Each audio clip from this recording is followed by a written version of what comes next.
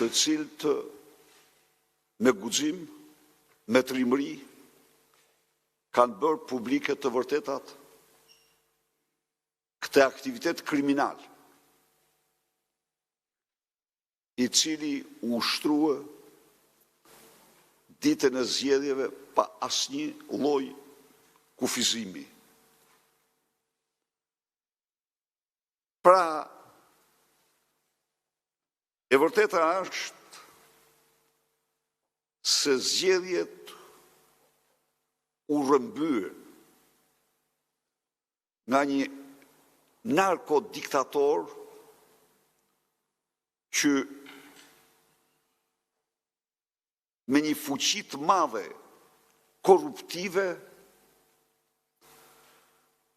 dhe që mendon se do mund të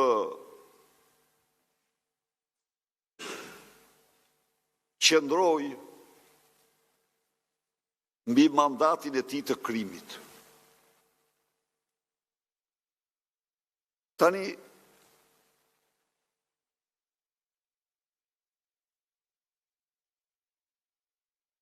detyra numër 1 në këtë fazë, dhe prandaj unë ju kam thirrë ju sonte këtu, ju kam shkputur nga puna, është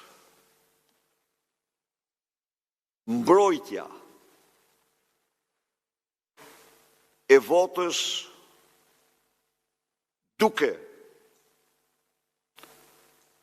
paraqitur dhe faktuar të gjithë universin kriminal të qarqeve tuaja,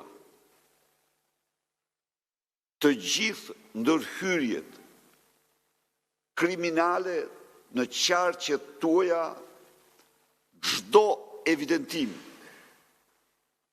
mbasi betejë jo për mbrojtjen e votës shqiptarëve është betejë për fatin vendimtar të Shqipërisë dhe të demokracisë shqiptare. Është betejë të cilën ne do ta fitojmë, sepse sot nuk ka shqiptar që e njeh veten të tillë dhe nuk pa me sytë e tij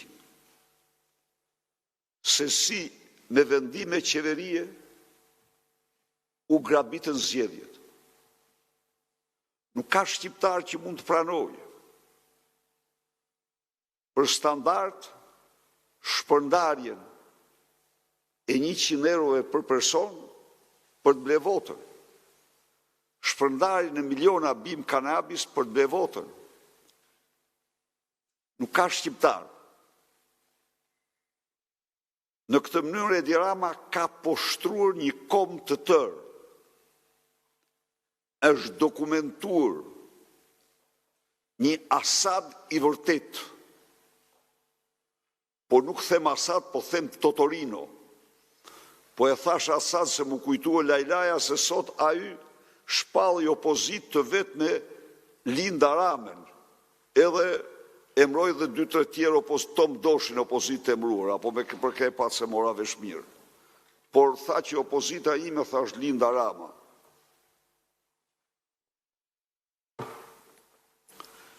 Diktatorët